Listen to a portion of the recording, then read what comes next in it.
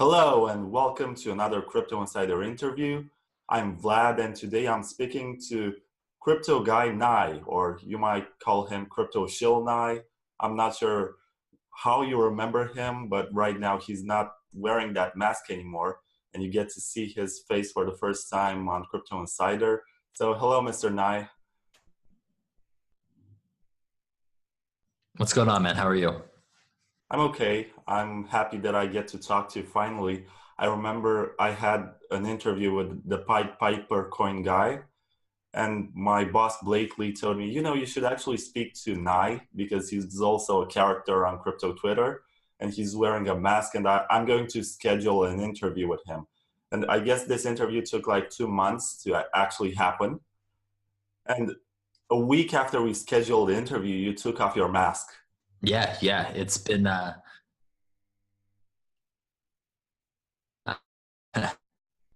that's awesome. I'm glad we get to do this. I'm glad we get to jump on. Sorry that we didn't get to do it sooner. I've just been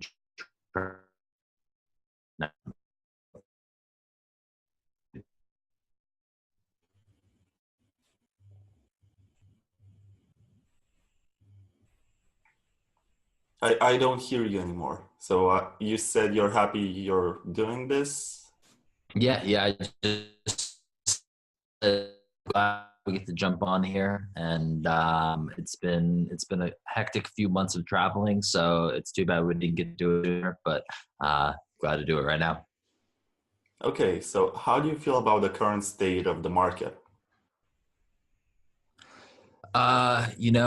Like we were talking a little bit before we jumped on the recording, it's definitely has been in the capitulation phase over the last couple weeks, if not months, and uh, really drastic uh, to I think the bottom so far has been around 3,200, and a lot of people would agree that it's probably not the very bottom just yet. It's interesting. A lot of people are quitting. A lot of people are leaving. If you have a good long-term vision, you still believe in the technology behind what's being built, then you're probably taking advantage of this opportunity to make more purchases and get more involved in the market in way, shape, or form. But out there, it's definitely hurting a lot of people. I even saw that one development team has closed, and I'm speaking of the Ethereum Classic dev team. And it was, I mean, they tried to not speak too much about these rumors, but another team which is involved in the same project said that ETC Dev was holding its assets in Bitcoin and Ethereum Classic. And when the bear market came, they had issues with paying their employees and their engineers. So it's not just hurting institutions, it's also developers who get hurt by the bear market.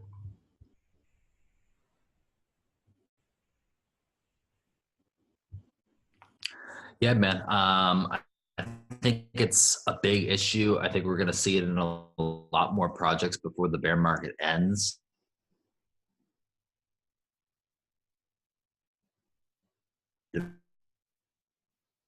2017, beginning of 2018 timeframe, they raised 30, 40, 50 million dollars, and they raised it when Ethereum was at $1,000 or above. And now Ethereum's sitting at $90, maybe a little bit below, a little bit above it at the present moment.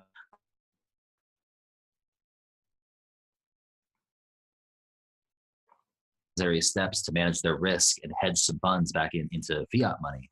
And yeah, it's a really, really big issue. It's a really big issue. I think we're going to see what happened with Ethereum Classic.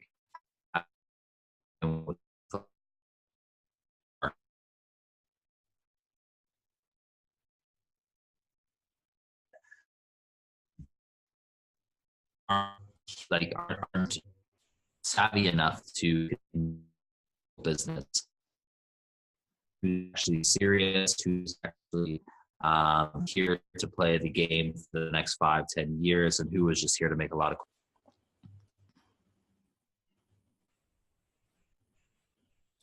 I don't think I've heard a half of what you said. So I guess it would be a good idea at this point to turn off the video and just do this in audio mode if your internet connection is so slow. All right, cool. And I'm sorry this happens, but I guess the content is much more important than the image. Agreed. Agreed. Can you hear me a little bit better now? Oh, yeah, it doesn't cut out anymore. And I guess I'm going to Perfect. have you to repeat your answer. So I told you about the ETC dev team and implied that the bear market doesn't just affect investors, but it's also about the developers. Yeah, so I think we're going to see that happen a lot more before this bear market ends. As we can see in a lot of these projects, they raised money and they raised a lot of Ethereum. I'll say that they raised a lot of Ethereum at the end of 2000.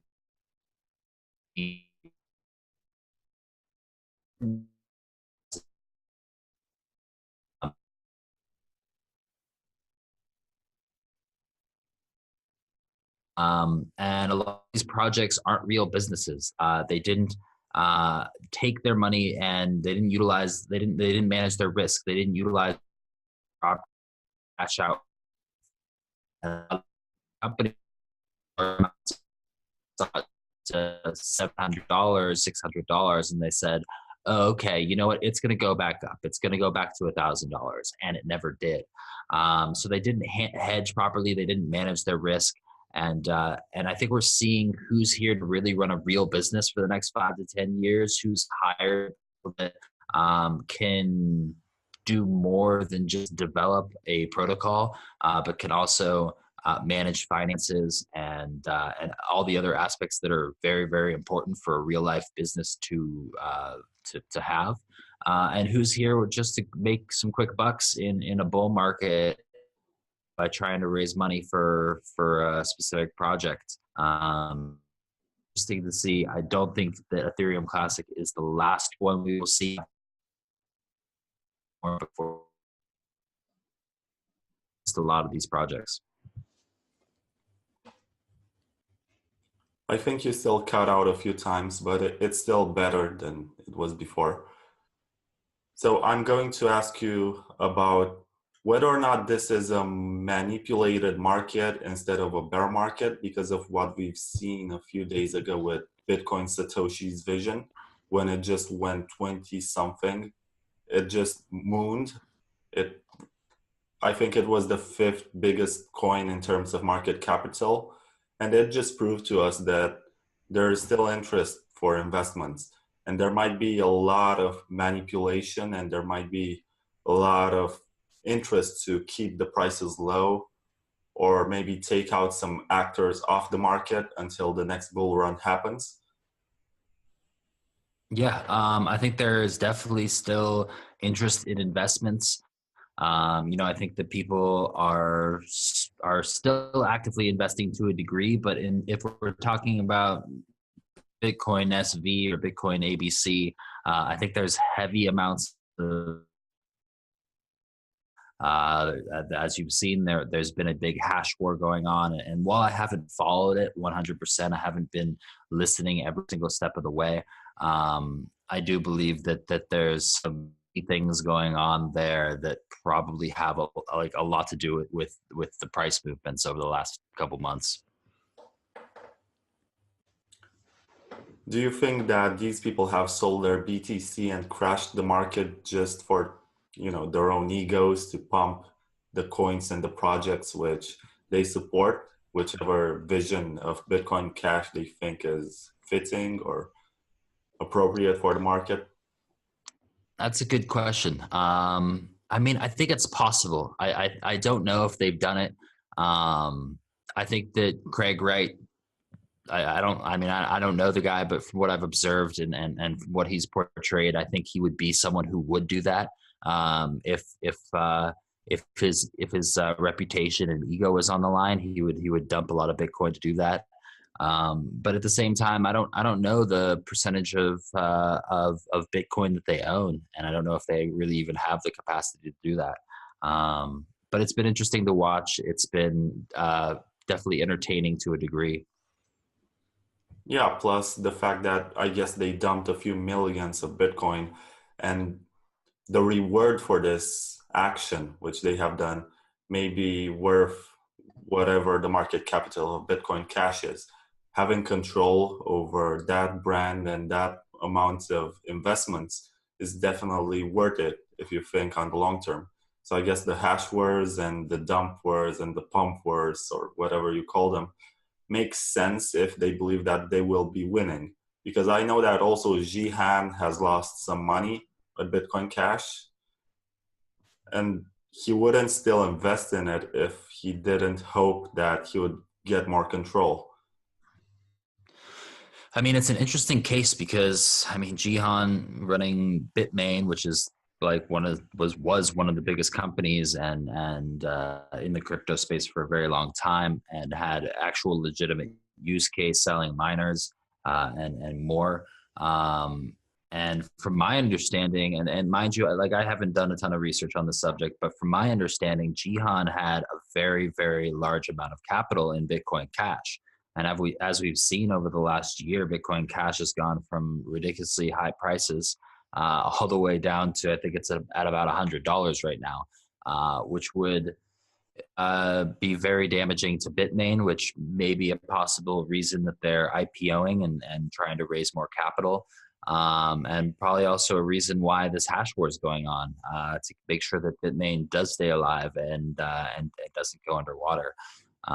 So it's interesting. It's something I want to learn more about. It's something I definitely want to spend more time researching, but I've just been busy with other things, and I'm interested to see how it affects Bitmain, because Bitmain, I mean, it's a big company. So your role in the space as an individual, you get involved in marketing, and I guess that's your main gig, except for crypto, Twitter trolling. And have you experienced any issues with getting as many projects to market as you used to? Just because it's the bear market and they assume that the interest for cryptocurrencies has decreased? No, specifically, I actually launched my company, my marketing company, right in the middle of the bear market. So I haven't really been able to experience a bull market with my company yet, with my marketing company. But to be like 100% frank, it hasn't been bad. You know, I haven't had any problem getting clients with my company or working with new companies. There are still projects out there that are innovating, that are creating, that are working to build and preparing for the next bull market. And those are the companies I like to spend my time working with. Could you please give some examples of these companies which innovate? Yeah. I mean, there's a few, but one of the ones that I'm specifically working with right now, and they're my client, is EMX, and EMX is a derivatives exchange that aims to be the first regulated derivatives exchange in the crypto market, selling crypto assets as well as other assets. Um, and yeah, that's one of the ones that has been working really hard to build. They've raised a little bit of funds, and they're in open beta, right, preparing to launch their whole trading platform in Q1. And I mean, these guys, I talk to these guys pretty much every single week, multiple times a week, and they're still building, they're still working hard, they're still going to events, they're still working to get their brand out there, their face out there as much as possible. And there's a lot of companies like that. There's a lot of companies that are still moving forward, and it's awesome to see. Right. So let's get back to cryptocurrencies. And we've seen in 2017 that the biggest, maybe the most profitable way of investing was to buy into ICOs. And then it was to hold Bitcoin and get your fork coins because there were like a dozen forks happening in late 2017. And then it just switched to stable coins just because we have reached that point where the prices were going down and people were trying to save their money and buy some stable coins speculatively in the idea that at some point in the future they would get back into buying Bitcoin or Ethereum or whatever. What do you think is the next big market trend in terms of cryptocurrencies? That's a great question, man. I mean, nobody can really predict that, but if I had to put my money on something, it'd probably be security tokens. STOs or security token offerings, which is going to be a whole new form of money entering into the crypto market. It's going to be a whole new form of tokenization that we have yet to see. Um, it's going to be very heavily regulated, so that's going to be interesting to see how that affects the market, how it affects investors, to see if people even really want to invest in it. Because the ICO period was the most interesting, because you could specifically go buy an ICO, no one could know who you were, and you could sell it the next week for 4x the price. And security tokens, most of them are going to be very heavily regulated. They're going to have to know your identity and a lot more information about you.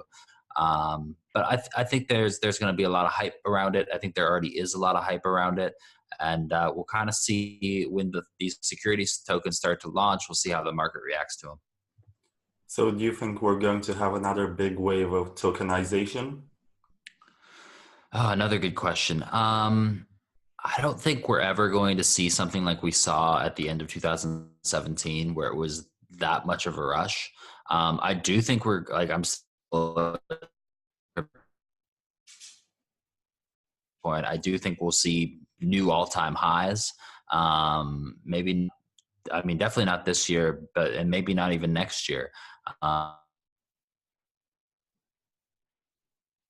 see new all-time highs. I think I mean, in my opinion, I think we're going to have more stable growth. We're more mature industry, which could be really, really beneficial. How would you describe, in terms of practices, the way of doing an ICO and the way of organizing an STO? What does it take? Um, Well, I don't know the exact details of formulating an STO. There's companies like Polymath, or protocols like Ravencoin that help companies set those up. But an ICO, I mean, the ICO was pretty fucking simple back in 2017, when things were unregulated, and when there was really no penalty for anything. People could pretty much go create a token, and write a white paper, or presents an idea to a community with a nice looking website and with a decently strong team, and they could say they needed 20, $30 million, and they could raise it within a matter of 10, 20 minutes, by holding an ICO via the Ethereum platform, or via utilizing an ERC20 token. So it's going to be much different with security tokens. I actually just sat down with the vice president of Polymath, of business development at Polymath, and we had a long discussion about security tokens. And while I still am nowhere near anywhere near an expert to it, the thing that I got out of it was there's going to be a 10, 20, even 30 step process, that goes beyond just the normal KYC, to get as much details as possible about you as an investor before you're even able to purchase a security token. And it's going to be the same thing when signing up for a security token exchange, depending upon the regulations and in your country and things like that. But yeah, that's pretty much my understanding of it so far. It's going to be very, very different, and much more complex, and much more information is going to be needed from you as an investor. The main narrative that Bitcoin maximalists and Nouriel Roubini push about ICOs is that more than 90% of them were scams. And I was thinking that maybe you could name a few that you think were not scams. So I think the word scam is used very prominently in the crypto space. I think there's different types of scam, like quote unquote scams, and I don't think everything's a scam. I don't think 90% were scams. I think that there was a large percentage that were money grabs, which many people classify under a scam. But I think a scam is more something where you invest your money and they leave with your money without ever telling you, without ever giving you anything, without ever telling you where they're going. It's blatantly stealing your money. Where a money grab is someone who presented an idea, who built a team, and they all actually really believed in the idea. They probably raised too much money, and they found themselves a little bit over their head and overwhelmed with what they could create, or what they thought they could create, and they weren't actually able to perform. So I mean, blatant scams are things like BitConnect. You know, BitConnect was a blatant scam. It's a Ponzi scheme.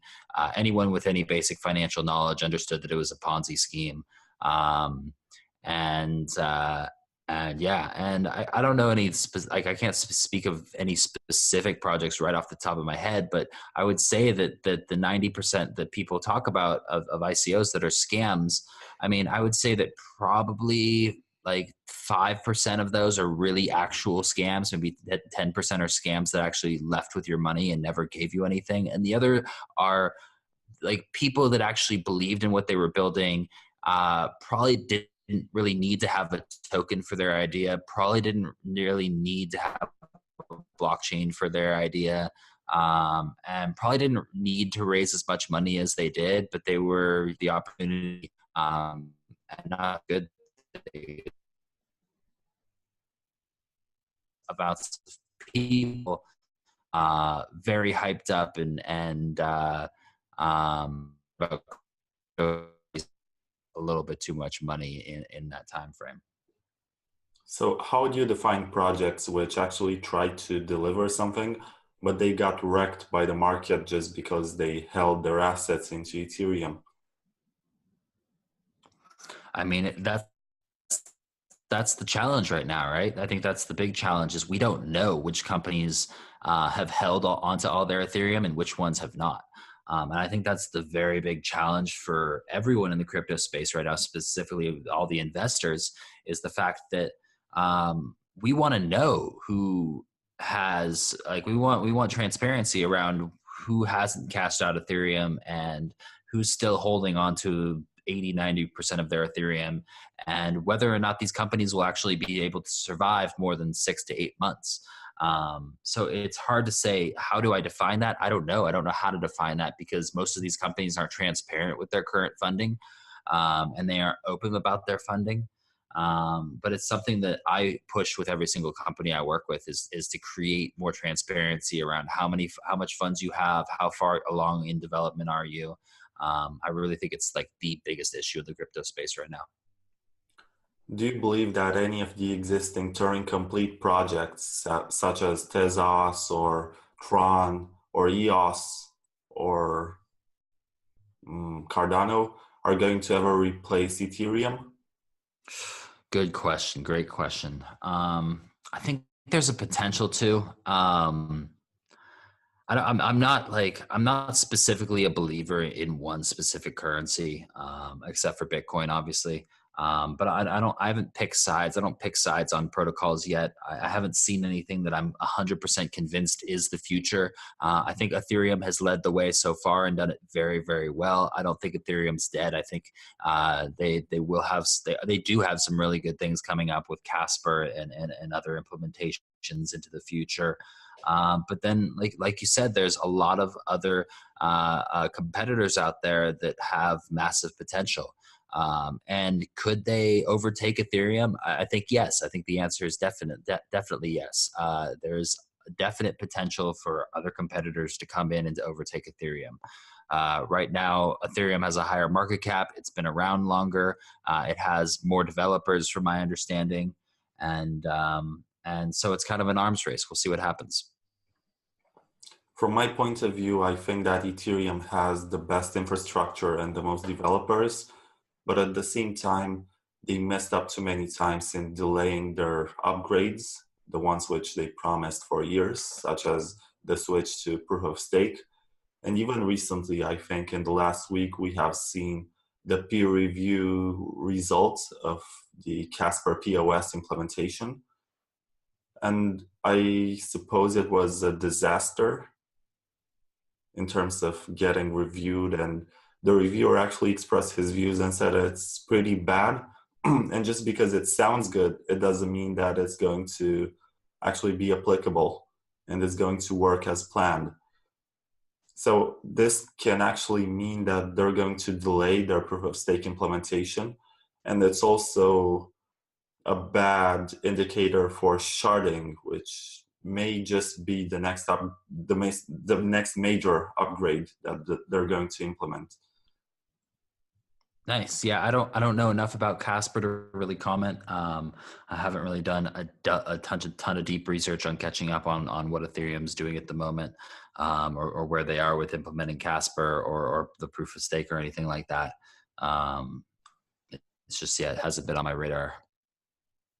I think my main issue with Ethereum is that they try to present themselves as being very decentralized, while nobody can really run a node with their regular computer. And I've seen Jameson Lopp try to do it and he failed, and he had a monstrous, very up to date system. And at the same time, the fact that they delayed the difficulty time bomb just by meeting in a room and saying, we should give better rewards to miners. So we maintain this infrastructure. And this is just another indicator that they are more centralized than they actually try to appear in terms of marketing and PR. Yeah, I mean, it's definitely possible. I think that, I mean, the major thing that I think we all got to understand is if a company has a leader or it has a CEO or anything like that, it is. It's not fully devised. Is that a problem? I mean, it depends on the purpose of the protocol. It depends on the purpose of the project, and it depends on the vision. I think that there is obviously some room for centralization, or else most of these projects would not still be around. And then obviously there's definitely room for decentralization as well. So yeah, I think it all just depends on the purpose. What do you think about the Stellar airdrop, which is done by blockchain.com?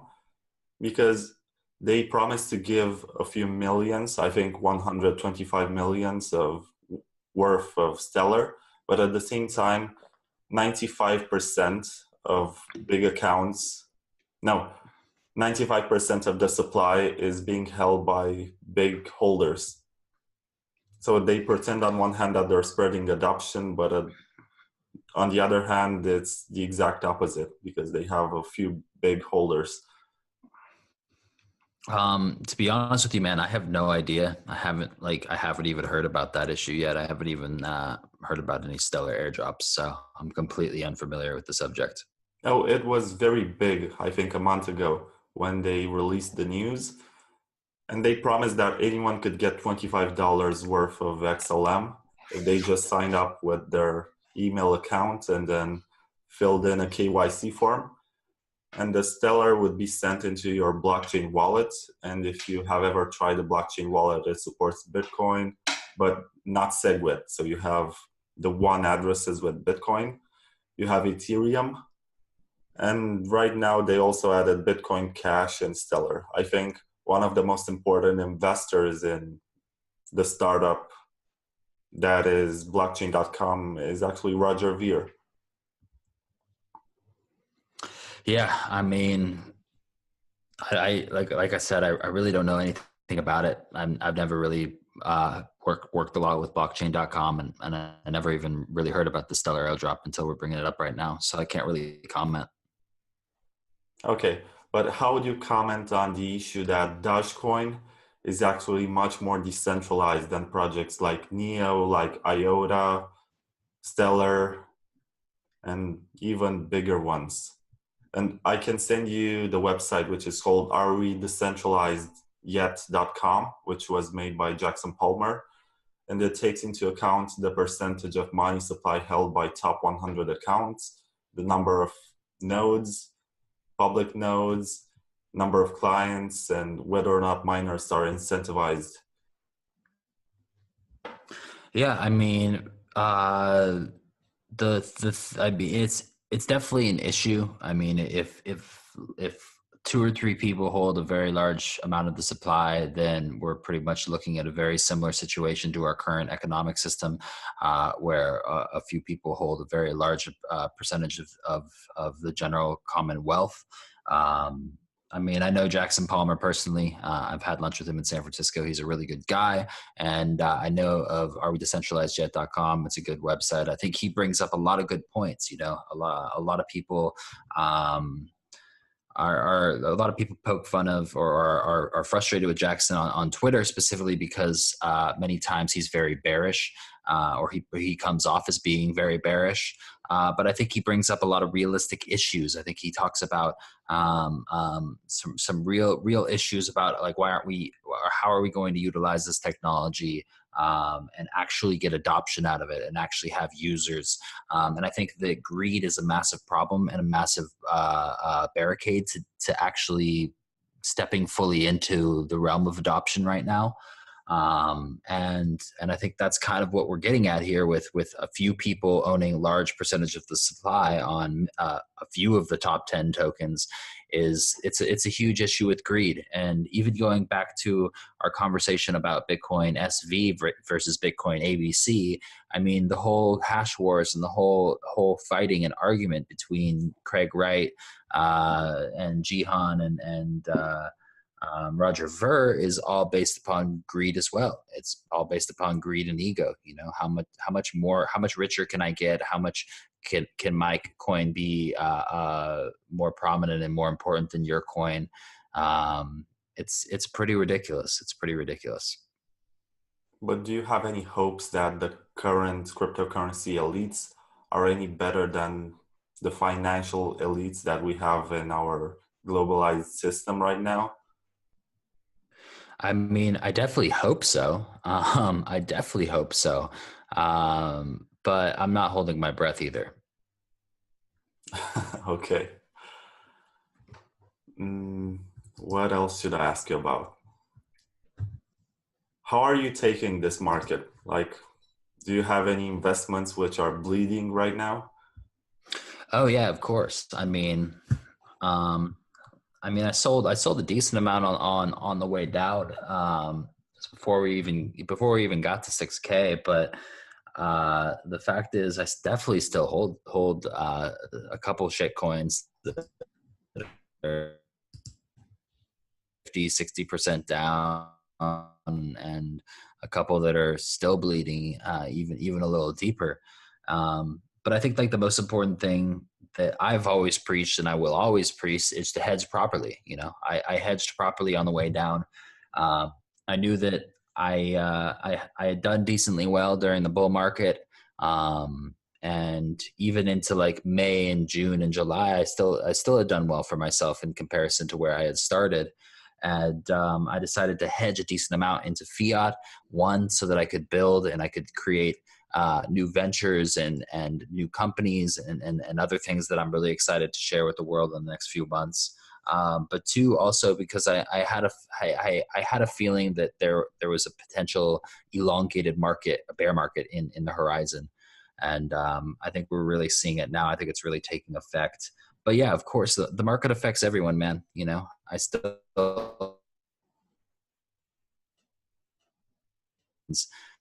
uh, and while it's not fun to hold it all the way down to $3,000, I don't plan on selling anything down here, and I am and have been actively buying more.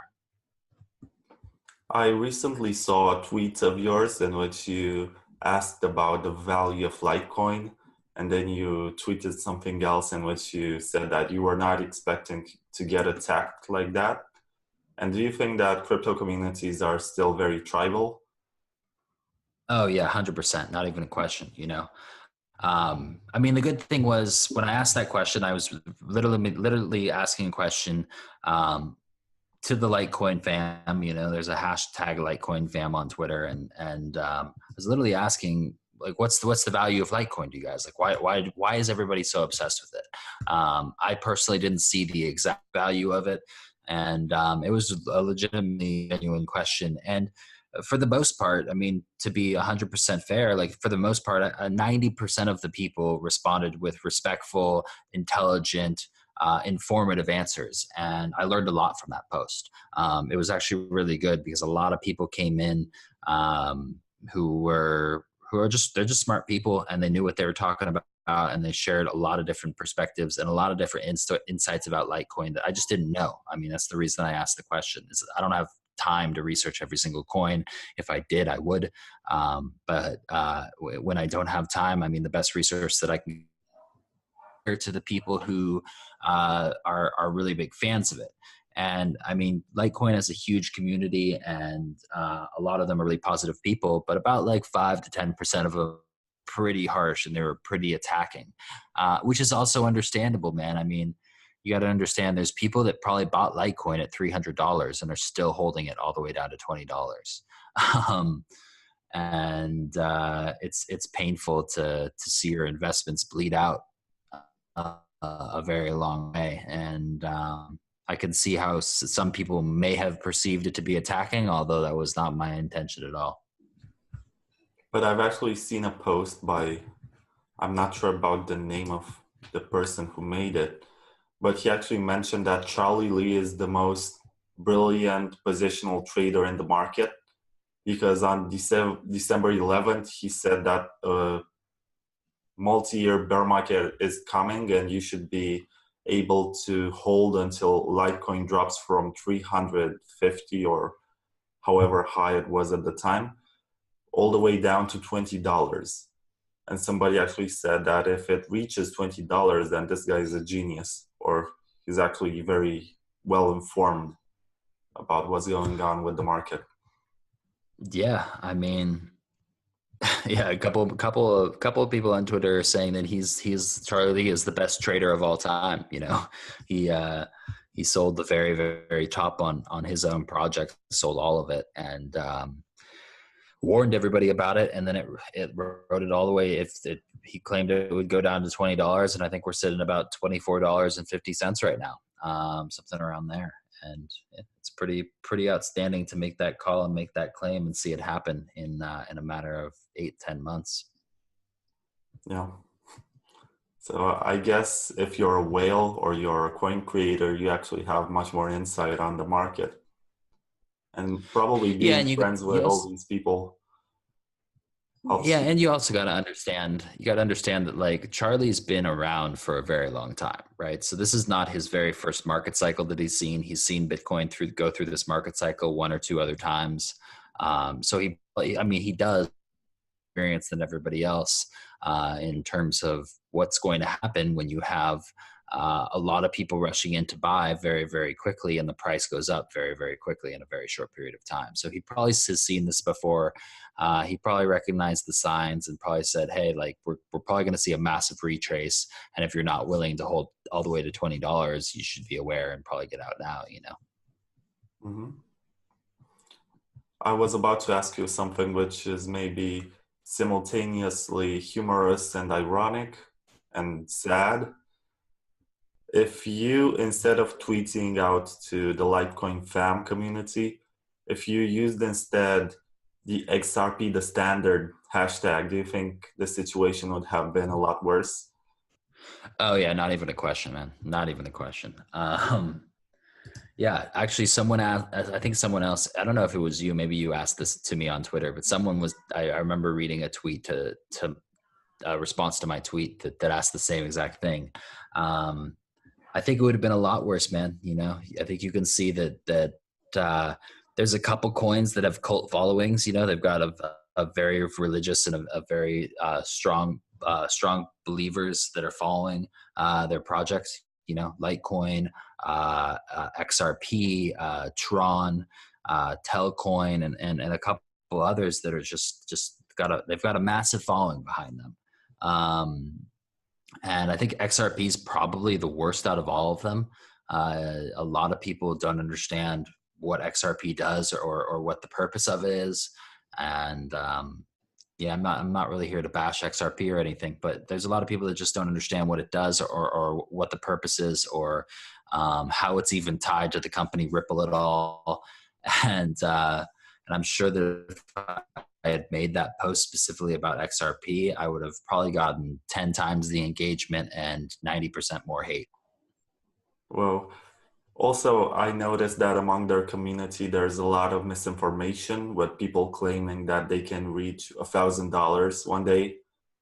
So if they buy right now at, I think it's 30 cents, and they hodl all the way to $1,000, they're going to be multi-millionaires. Yeah, I mean, I think there's a lot of misinformation. I think that uh, people, I mean, they see, I mean, you got to remember, Ripple was like under a cent at one point. Like it was a fraction of that. So it's already done extremely like a large amount of multipliers to reach. I think it was $3 in the last bull run. Even to be at 30 cents, it's still done a large amount of multipliers. So for anyone to claim that it's going to $1,000, it's a little humorous. I don't think they understand what market cap is, and yeah, I mean, and there's really not much else to say about it. It's a little sad, to be honest with you.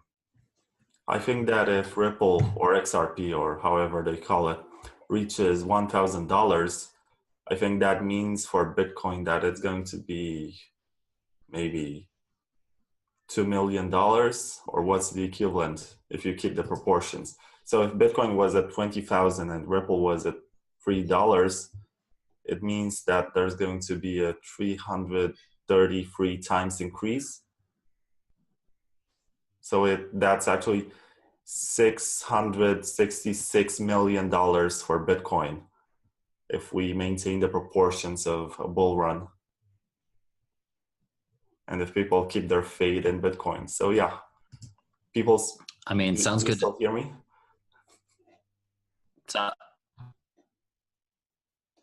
Yeah. I was gonna say that sounds good to me. Like, I'll have that price of Bitcoin. Yeah, but I don't think there's enough money in the world to actually invest in cryptocurrencies to that point. No, I mean, it's not impossible. I mean, it's 100% impossible. But if it did happen by some means, I'd be very wealthy, so I would not complain. Actually, I remember I used to read a joke that Bitcoin would actually reach 1 million, but at the same time, if you went to McDonald's and bought, a drink and a hamburger, you'd pay $1,000 for them. So the prices that we estimated are actually viable in times of hyperinflation for fiat. That's funny. That's crazy. Yeah, and that's not unlikely to happen. I think that's more likely to happen than Ripple hitting $1,000 ever. Probably very true. Okay, so do you have any closing remarks? Because I think we've spoken for quite some time, and I wish you had video. I know. I wish I could do the video as well. Sadly, guys, I'm out here in Bali right now, so Wi-Fi is definitely less quality than expected. But no real closing remarks. I mean, if you want to follow what I'm doing, you can follow me at CryptoShillNai on Twitter. You can also follow my blog at iamnai.com. I got some pretty cool stuff coming up in the next couple of weeks, so stay tuned. Okay, so would you please close the interview with the explanation for giving up on your mask? Yeah, definitely, of course. So I dropped the mask specifically because it was the next evolution in what I wanted to do with my brand and what I wanted to do in the crypto space. I got invited to do a lot of keynotes, or a few keynotes at the end of this year, which has been fun. I actually did my first keynote in Dubai about a month or two ago now, and the fact of the matter is, I need to have a little bit more of a professional image, if I want to be on stage, if I want to be talking with people and doing all these different type of things. And I can't really wear a mask on stage if that's my goal. So specifically for that reason. Would you call this selling out? No, I wouldn't call it selling out. I'd call it evolving. I'd call it stepping into what I really want to be doing with my brand, and it's the next step. It's the next level. It's what I had planned for a very long time. I had never planned to wear the mask forever.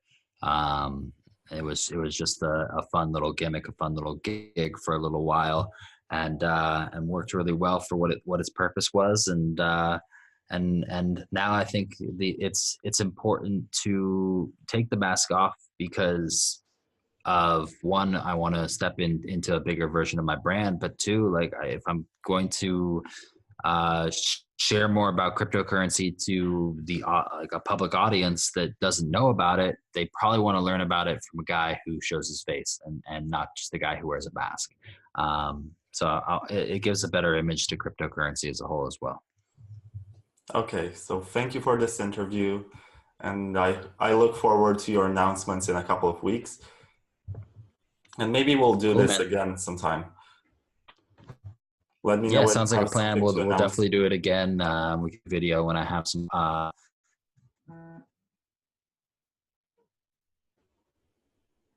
Hello? Perfect, man. Sounds like a plan to me. Okay, Yep. so I'll Can you see you hear me? around. All right. Thank you. Bye.